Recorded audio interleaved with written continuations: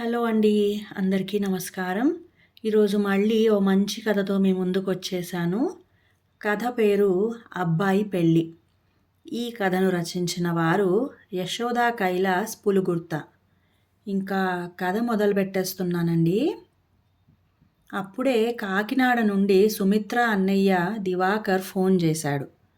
చెప్పన్నయ్యా, వదినా పిల్లలు అందరూ బాగున్నారా? మీ ఆరోగ్యాలు ఎలా ఉన్నాయి?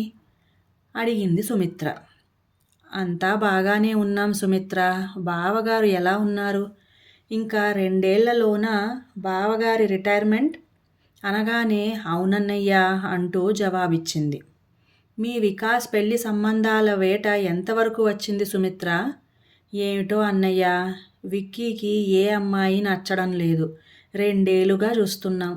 ఒక్కోసారి అనుకుంటాను, ఏ ప్రేమ వివాహమైనా చేసుకున్నాడు కాదు, మాకు ఈ బాధలు ఉండేవి కాదు అని సరదాగా చెప్పింది అన్నగారితో. మా మీద బాధ్యత పెట్టినప్పుడు మాకు నచ్చిన అమ్మాయిని చూపిస్తే వాడికి నచ్చలేదంటాడు. పెద్దాడు వినోద్ అలా కాదు, అమెరికాలో ఉన్న మేము చూసి చెప్పిన మొదటి సంబంధానికే నచ్చిందని చెప్పాడు. కానీ వీడు అలా కాదు అంటూ సుమిత్ర తన గోడుని వెళ్ళబోసుకుంది అన్నగారి దగ్గర. అలా అనకే సుమిత్ర, ఇప్పుడు అబ్బాయిలకి సరైన అమ్మాయిలు దొరకడం గగనమైపోతోంది. అమ్మాయిలు కూడా చాలా తెలివిగా షరతులు పెడుతున్నారు. ఇంతకీ నీకో విషయం చెప్పాలని ఫోన్ చేశాను. నువ్విక్కడ డిగ్రీ చదువుతున్నప్పుడు నీ క్లాస్మేట్ సుధారాని గుర్తుందా? సుధా వాళ్ళ అన్నయ్య నేను అప్పట్లో ఫ్రెండ్స్మి కదా. ఈ మధ్య అనుకోకుండా ఇద్దరం కలుసుకుని పాత సంగతులన్నీ మాట్లాడుకున్నాం. అయ్యో అన్నయ్య, సుధా గుర్తులేకపోవటం ఏంటి? నేను చిన్నవాడి డెలివరీకి కాకినాడ వచ్చినప్పుడు తను కూడా కాకినాడలో పుట్టింట్లో ఉందని తెలిసి తనని కలిశాను కూడా. తను వైజాగ్ నుండి వచ్చిందప్పుడు. అఫ్కోర్స్ 27 సంవత్సరాలు అయిపోయిందనుకోండి. దాని భర్త స్టేట్ బ్యాంక్లో పనిచేస్తాడని చెప్పింది. ఆ తరువాత మళ్ళీ కలవలేదు. తనతో ఏ కాంటాక్టు లేదు కూడాను. వాళ్ళిప్పుడు హైదరాబాద్లో హబ్సిగూడలో ఉంటున్నారుట. సుధా కూతురికి కూడా సంబంధాలు చూస్తున్నారుట. అమ్మాయి చాలా బాగుంటుందని, మంచి ఉద్యోగం కూడా చేస్తోందని సుధా అన్నయ్య శేఖర్ చెప్పాడు. శేఖర్కి నీ ఫోన్ నంబర్ ఇచ్చి వాళ్ళ సుధకి పంపమన్నాను. బహుశా తను నిన్ను కాంటాక్ట్ చేయొచ్చు. నేను కూడా సుధా నంబరు నీకు పంపుతాను. పిల్లలిద్దరికీ నచ్చితే మంచిదే కదా సుమిత్ర. పైగా మనకు బాగా తెలుసున్న కుటుంబం కూడాను. నిజమేననుకో, కానీ అప్పట్లో సుధా చాలా పొగరుగా గర్వంగా ఉండేదన్నయ్యా. అది అప్పట్లో కదా. పెళ్ళయి ఇన్ని సంవత్సరాలయ్యాక కూడా మారకుండా ఉంటుందా? సుధా వాళ్ళ అమ్మా నాన్నగారు, అక్క అన్నయ్య అందరితో మనకు అప్పట్లో మంచి కాంటాక్ట్ ఉండేది. జస్ట్ గుర్తొచ్చి చెప్పానంతే. మాట్లాడతానులే అన్నయ్య. సుధా కూతురు విక్కీకి నచ్చితే అంతకంటే ఏం కావాలి అంటూ ఫోన్ పెట్టేసింది. 2 రోజులు ఎదురు చూసింది. ఏ ఫోను రాలేదు. ప్రస్తుత రోజుల్లో అబ్బాయి వైపు వాళ్లే ప్రతిదానికి ఆతృత పడవలసి వస్తోంది. సంబంధం ముందు, సంబంధం చూసుకున్నాక కూడా అమ్మాయి తరపు వాళ్ళు ఏమీ స్పందించరు, ఏ విషయమూ చెప్పరు. అబ్బాయి వైపు వాళ్లే ఫోన్ చేసి ఏమయ్యిందండి అని అడిగితే అప్పుడు కూల్గా ఇప్పుడే మీకు చెబుదామనుకుంటున్నాం అంటూ ఏదో సాకు చెప్పి నాన్చేస్తారు. అబ్బాయి నచ్చాడో లేదో కూడా సరిగ్గా చెప్పరు. ఈ లోపల టెన్షన్ అంతా అబ్బాయి వైపు వాళ్ళకే ఉంటుంది. వాళ్ళు మటుకు నిమ్మకు నీరెత్తినట్లుగా ఉంటారు. ఏం చేస్తాం అనుకుంటూ సుధకి తనే ఫోన్ చేసింది. చాలా బిజీగా ఉన్న మూలాన తరువాత మెల్లిగా చేద్దాములే అనుకుందిట సుధ. తను వికాస్ వివరాలు చెబుతూ వాళ్ళ అమ్మాయి గురించి అడిగింది. కూతురు ధృతి వివరాలు ఇచ్చింది సుధ. ఒరాకిల్ కార్పొరేషన్లో 4 సంవత్సరాల నుండి పనిచేస్తోందని చెప్పింది. వికాస్ అమెజాన్లో పనిచేస్తున్నాడని సుమిత్ర చెప్పింది. ముందస్తు షరతుగా ధృతికి అమెరికా వెళ్ళడం ఇష్టం లేదని, కాబోయే అల్లుడు కూడా ఇండియాలోనే ఉంటానంటేనే సంబంధాన్ని ఒప్పుకుంటామన్నట్లు చెప్పింది. అలాగే తన కూతురి జాబ్ విషయం ఆమె ఇష్టమని, పెళ్ళయ్యాక ఉద్యోగం మానేయమంటూ ఆంక్షలు విధించకూడదన్నట్లు చెప్పింది. వికాస్కు అమెరికా వెళ్ళడం ఇష్టం లేదని, జాబ్ విషయంలో తమకు పట్టింపులేమీ లేవని, తను కూడా 30 సంవత్సరాలు ఉద్యోగం చేసి వాలంటరీ రిటైర్మెంట్ తీసుకున్నానని చెప్పింది సుమిత్ర. నా కూతురికి నచ్చితే నాదేముంది అంది సుధ. ఇద్దరివి ఫోన్ నెంబర్లు ఇద్దాము, వాళ్ళు మాట్లాడుకుంటారులే అని సుధ అంటే, అలా కాదు, ఒక మంచి రోజు చూసుకుని మేమే వికాస్తో కలిసి మీ ఇంటికి వస్తాం అని చెప్పింది సుమిత్ర. ఇంకా నువ్వు ఏ కాలంలో ఉన్నావు సుమిత్ర? తాత ముత్తాతల కాలంలో లాగా పెళ్లి చూపులు అవి ఎందుకు అంది సుధ. ఆ మాటల్లో కాస్త నిరసన కనిపించిన సుమిత్రే సర్దుకుంటూ, పెళ్లి చూపులుగా కాదు సుధా, జస్ట్ నిన్ను చూసి కూడా చాలా సంవత్సరాలు అయింది కదా, చూసినట్లుగా కూడా ఉంటుంది అనేసరికి ఇంకేమీ మాట్లాడలేక రమ్మనమని చెప్పింది సుధ. ధృతి వికాస్కి చాలా నచ్చేసింది. తన రిక్వైర్మెంట్కి తగ్గట్లుగా అందం, ఉద్యోగం, బోల్డ్నెస్ అన్నీ ఉన్నాయని సంబరపడ్డాడు. ధృతికి కూడా వికాస్ నచ్చడంతో పెళ్లి ఫిక్స్ చేసుకున్నారు. పెళ్లి విషయాలంటూ ప్రత్యేకంగా ఏమీ మాట్లాడలేదు సుధ. కట్న కానుకలవి సుమిత్రకు ఇష్టం లేదు కాబట్టి ఆ ప్రసక్తి రాలేదు. కానీ పెళ్లిలో జరిగే కొన్ని సంప్రదాయాలు, పద్ధతులు, ముద్దు ముచ్చట్ల గురించైనా సుధ మాట్లాడుతుందేమోనని సుమిత్ర ఎదురుచూసింది. అయినా తను గమనిస్తూనే ఉంది సుధను. ఏ తల్లికైనా కూతురికి మంచి సంబంధం కుదిరిందంటే ఆ ఆనందం ముఖంలో ప్రస్ఫుటమవుతూ ఉంటుంది. కానీ సుధా ముఖం ఎప్పుడూ ఎందుకో గంటు పెట్టుకున్నట్లుగా కనిపిస్తోంది. ఎప్పుడు మాట్లాడినా తన కూతురిని అల్లారు ముద్దుగా స్వేచ్ఛగా పెంచుకున్నామని, తన కూతుర్ని విడిచి ఉండలేనట్లు మాట్లాడుతుందే తప్ప పెళ్ళి, ఆ తరువాత జరగబోయే కార్యక్రమాల ప్రసక్తి ఉండదు. లోకంలో తన కూతుర్లా ఎవరూ ఉండరన్న భావాన్ని సుధ తన మాటల్లో అడుగడుగునా వ్యక్తపరుస్తూనే ఉంటుంది. తనకి విక్కీ అంటే పంచప్రాణాలే. తన గారాల కొడుకు. 6 వారాల ముందే పుట్టేసిన విక్కీ పుట్టినప్పుడు చాలా అర్భకంగా ఉండేవాడు. అసలు వాడు తనకి దక్కుతాడా అని ఆవేదన చెందేది. తను వాడిని కళ్ళల్లో ఒత్తులు వేసుకుని జీతం నష్టం మీద 1 సంవత్సరం సెలవు పెట్టుకొని మరీ పెంచుకుంది. కూతురు అత్తవారింటికి వెళ్ళిపోతోందన్న బెంగేమోలే పాపం సుధకు అనుకుంటూ సుమిత్ర చాలాసార్లు సుధతో, ఒకే ఊళ్ళో ఉంటున్నాం, నీ కూతురిని ఎప్పుడు కావాలంటే అప్పుడు వచ్చి చూసుకోవచ్చు కదా, ఎందుకంత బాధపడతావు అని ధైర్యం చెప్పినా ఆమె ముఖంలో అసలు ఆనందమే లేదు. కాబోయే కోడలితో సరదాగా కాసేపు తను మాట్లాడాలనిపించేది సుమిత్రకు. ధృతి అలవాట్లు, ఇష్టాయిష్టాలు తెలుసుకోవాలని ఆరాటపడేది. కానీ తాము ఎన్నిసార్లు కలుసుకున్నా సుధా తనకు ఆ అవకాశాన్నిచ్చేది కాదు. ఏమిటో తన సొత్తుని ఎవరు ఎత్తుకుపోతారో అన్నట్లుగా ఎప్పుడూ కూతుర్నే అంటుకుపోతూ ఒక్క క్షణం కూడా కూతురికి దూరంగా ఉండలేనట్లుగా ప్రవర్తించేది. ఒకరోజు సుమిత్రే చొరవ చూపి, పెళ్లి షాపింగ్ చేద్దాం సుధా అంటే, షాపింగ్దేముంది సుమిత్ర, ధృతికి అన్నీ కొనిపెట్టేశాను, ఒక్క పెళ్లి చీర కొనాలి, ఇంకా టైం ఉందిగా అంటూ దాటేసింది. కానీ సుమిత్రే చొరవ చూపి బలవంతంగా షాపింగ్ చేద్దామని చెప్పి కాబోయే కోడలికి పెళ్లి చీరలు, జ్యువెలరీ కొంది. ఇక బాగుండదని వికాస్కి పెళ్లి బట్టలు తీసుకున్నారు వాళ్ళు. పెళ్లి జరిగిపోయింది, ఏ ఆర్భాటాలు లేకుండా. ఇక తప్పదు కాబట్టి అన్నట్లుగా పెళ్లి జరిపించినట్లు సుమిత్ర కనిపించింది.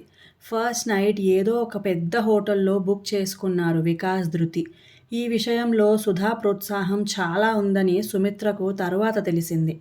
పెళ్ళై 10 రోజులు గడిచిపోయాయి. కూతుర్ని ఎప్పుడు అత్తారింటికి పంపించాలనుకుంటున్నారోనన్న ప్రసక్తి సుధా మాటల్లో ఏనాడూ తీసుకురాలేదు. ఎన్ని ఆధునిక భావాలున్నా కనీస సంప్రదాయాలంటూ ఉంటాయన్న ఇంగితం కూడా ఉండదా అనుకుంటూ బాధపడింది సుమిత్ర. వికాస్ మాత్రం వాళ్ళింటికి తరచుగా వెళ్తూ ఒక్కో రోజున అక్కడే ఉండిపోతున్నాడు. ఒకరోజు వికాస్తో సుమిత్ర, ఏరా విక్కీ, ధృతిని మనింటికి ఎప్పుడు పంపిస్తారుట అని అడిగింది. నాకు అవన్నీ తెలియవు మమ్మీ, అయినా తను అక్కడ ఉంటే ఇప్పుడు సమస్య ఏమిటంట అని తిరిగి ప్రశ్నించాడు.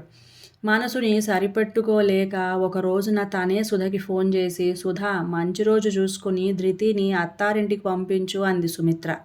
అదేమిటి సుమిత్ర, అత్తారిల్లు పుట్టిల్లంటూ నీకు పట్టింపుందా? ఇప్పటి పిల్లలకి అవేవీ లేవు కదా. వాళ్ళు ఎక్కడ హ్యాపీగా స్వేచ్ఛగా ఉంటే అక్కడే ఉంటారు. నేను మా ధృతిని అలాగే పెంచాను. ఎప్పుడో దానికి మూడ్ ఉన్నప్పుడు వచ్చి వెళ్తుందిలే అంటూ తేలికగా తీసిపారేసింది. అలాగే ఒక సాయంత్రం ధృతి జస్ట్ చుట్టపు చూపుగా వచ్చింది. దానికే సుమిత్ర పొంగిపోతూ ధృతిని ఆప్యాయంగా దగ్గరకు తీసుకుని ముద్దు పెట్టుకుంది. చాలా హడావిడి పడిపోతూ ఏవేవో స్పెషల్ డిషెస్ చేసేసింది. కూతురు వచ్చిన మరుక్షణం నుండి ధృతికి ఒక్కటే ఫోన్లు సుధా నుండి. ధృతికి తల్లితో మాట్లాడటమే సరిపోయింది. అసలు తనతో మాట్లాడిన మాటలు ఒకటి అరా అంతే. ఆ రాత్రికి ఉండిపోయి పొద్దుటే తల్లి పంపించిన కారులో పుట్టింటికి బయలుదేరి వెళ్ళిపోయింది. ఏదో ముఖప్రీతికి రావటం ఏమిటోననుకుంటూ ధృతి వెళ్ళిన వైపేం రాన్పడిపోయి చూస్తూ ఉండిపోయింది సుమిత్ర. ఆ తర్వాత మళ్ళీ ధృతి రానే లేదు. తను కూడా ఇక అడగదలుచుకోలేదు. వికాస్ వీలున్నప్పుడు ఇంటికి వచ్చి వెళ్తున్నాడు. ఇదేమిటి ఆ విక్కీ, ఇలా ఎన్ని రోజులు అటూ ఇటూ తిరుగుతావు? నీ భార్యను మనింటికి రమ్మనమని చెప్పకూడదా? ఈ తిరుగుడు తప్పుతుంది కదా. మమ్మీ ధృతిని విడిచి ఆంటీ ఉండలేరుట. ఆవిడను బాధ పెట్టడం ఎందుకు అన్నాడు. మరి నాకురా విక్కీ, మాకు నువ్వు ప్రాణమే, వదిలి ఉండలేము. కానీ నీకు ధృతితో పెళ్ళయింది. భార్యను నీతో తెచ్చుకోవడం పద్ధతి అంటే చూద్దాంలే మమ్మీ. ఇప్పుడు నాకేమీ కష్టంగా లేదు. నెమ్మదిగా ఆంటీతో మాట్లాడుతాన్లే అని తేలిగ్గా అనేశాడు. ఒకరోజు వికాస్ వస్తూనే, మమ్మీ మేము మా ఆఫీస్కి దగ్గరగా ఒక ఫ్లాట్ రెంట్కి తీసుకున్నాం. వచ్చే ఆదివారం వెళ్ళిపోదాం అనుకుంటున్నాం అన్నాడు. అదేమిటి విక్కీ, ఇంత సడన్గానా? ఎందుకీ నిర్ణయం? ఇప్పుడు మనం ఉంటున్న ఈ ఫ్లాట్ మీ ఇద్దరి ఆఫీస్కి ఎంత దూరం అని? 10 కిలోమీటర్ల లోపే ఉంది కదా. కారులో వెళ్తే 15 నిమిషాలు డ్రైవ్. మనకి సొంత ఫ్లాట్ ఉండగా రెంట్కి మరొకటి ఎందుకు? డబ్బు దండగ కదా విక్కీ. నీకు ఆఫీస్కి దగ్గర ఉంటుందంటే కదా మేము ఎప్పుడో కట్టుకున్న ఇండిపెండెంట్ ఇల్లు అమ్మేసి ఈ ఫ్లాట్ కొన్నాం. అయినా మీ డాడీతో ఒక్క మాట కూడా చెప్పకుండా నీకు నువ్వే నిర్ణయాలు తీసేసుకోవడం ఏమాత్రం బాగాలేదురా అంది సుమిత్ర. డాడీతో కూడా చెప్తాను మమ్మీ, నువ్వన్నది నిజమే. కానీ మేము కూడా మా కెరీర్ని ఫ్యూచర్ని ప్లాన్ చేసుకోవాలి కదా. అక్కడికి వెళ్ళాక విల్లా కొనడానికి ప్లాన్ చేస్తున్నాం. 2.5 కోట్లట. మేము ఉండబోయే ఫ్లాట్కి దగ్గరలోనే విల్లా కూడాను. దగ్గరుంటే అన్నీ చూసుకోవచ్చు కదా. మా ఇద్దరి శాలరీస్కి ఎంత లోన్ వస్తుందో చూసుకోవాలి. ఆంటీ వాళ్ళే మాకు ఫ్లాట్ చూశారు. ఆంటీ అంకుల్ విల్లా బుక్ చేసుకోవడానికి అడ్వాన్స్ పేమెంట్గా కొంత హెల్ప్ చేస్తామన్నారు. అంతా వాళ్లే చూస్తున్నారు అని అన్నాడు. సుమిత్రకి చాలా కోపం వచ్చేసింది. తెలుసున్న సంబంధం అని చేసుకుంటే చివరికి ఇలా జరుగుతోందన్నమాట. అత్తమామల నిర్ణయాలకి లొంగిపోతూ డూడు బసవన్నలా తలూపుతున్నాడు వీడు. తమని పరాయి వాళ్లను చేసి ప్రతీదీ వాళ్లే నిర్ణయించడం పట్ల మనసు చాలా బాధపడుతోంది. విక్కీ భవిష్యత్ బాగుండాలని వాడిని కన్న తల్లిదండ్రులుగా తమకి మాత్రం ఉండదా? జరుగుతున్న సంఘటనలను ప్రత్యక్షంగా గమనిస్తూ కూడా ఏమీ మాట్లాడలేని అసహాయత.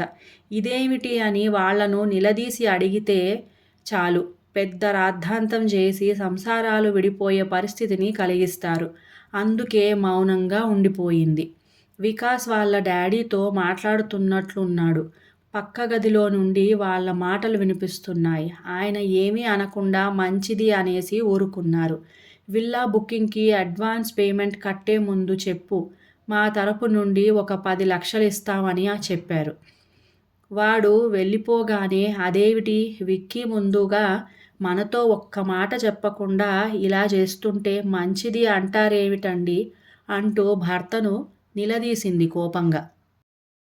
చూడు సుమిత్ర, నీ మానసిక సంఘర్షణని అర్థం చేసుకోలేని మూర్ఖుడిని కాదు. నేను అన్నీ గమనిస్తూనే ఉన్నాను. వాడితో మాట్లాడమంటావా లేక వాడి అత్తమామలతో పోట్లాడమంటావా? అది కాదండి, అసలు పెళ్ళయ్యాక ధృతి మన దగ్గర పట్టుమని 2 రోజులైనా ఉందా? పెళ్ళయి 6 నెలలైనా కూతురిని అత్తారింటికి పంపమంటే ఇంకా అత్తిల్లు పుట్టిల్లంటూ ఏమిటని అంటుందా సుధా? అలా అని ఇన్ని రోజులు పెళ్ళైనా కూడా కూతురిని తన దగ్గరే పెట్టుకోలేదా? కూతురుతో పాటు తెలివిగా మన విక్కీని కూడా మన నుండి దూరం చేసింది. కూతురిని అత్తారింటికి పంపకుండానే ఏకంగా విడికాపురమే పెట్టిస్తోంది వాళ్ళ చేత. తెలుసున్న సంబంధమని ఎగిరిపడుతూ మరీ వాళ్ళ వెనకబడినందుకు భలే శాస్తయ్యింది నాకు. విక్కీ తల్లిదండ్రులం ఇంకా బతికే ఉన్నామన్న విచక్షణ కూడా లేని మనుషులు అంటూ కన్నీళ్లు పెట్టుకుంటున్న భార్య వైపు జాలిగా చూస్తూ, నువ్వు వాళ్ళ వెనక పడకపోయినా ఈ పెళ్ళి జరిగేది. ఎందుకంటే రాసి పెట్టిన దాన్ని ఎవరూ తప్పించలేరు కనుక. పోట్లాడి మనం సాధించగలిగేదేమీ ఏముంది చెప్పు సుమిత్ర. ఇప్పుడున్న కాస్త బాంధవ్యం పూర్తిగా తెగిపోవడం తప్ప. వాళ్ళంతా ఎప్పటికీ ఒకటే. మనల్నే దుర్మార్గులుగా చూస్తారు జీవితమంతా. ప్రస్తుతం ఆడపిల్లల తల్లిదండ్రులవే రోజులన్నీ. పెళ్ళైన కూతురి సంసార విషయాలలో జోక్యం చేసుకుంటూ డామినేట్ చేస్తున్నారు. ఏమిటని అడిగితే పెద్ద నేరం చేస్తున్నట్లుగా సంబంధాన్ని తెంచుకోవడానికి కూడా వెనకాడటం లేదు. అప్పట్లో కూతురిని అత్తారింటికి పంపిస్తూ బోల్డన్ని జాగ్రత్తలు చెబుతూ సంసారం చక్కగా చేసుకో తల్లి, అత్తవారింట మెప్పు పొందమని దీవించేవారు. కానీ ఇప్పుడు మగపిల్లలే అణిగిమణిగి ఉండే రోజులు వచ్చాయి. పెళ్ళయ్యేదాకానే ఆడపిల్లలు మన పిల్లలు అనేవారు వెనక.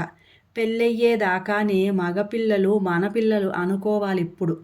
నేను నీకు ఎప్పుడూ చెప్పేది ఒకటే సుమిత్ర.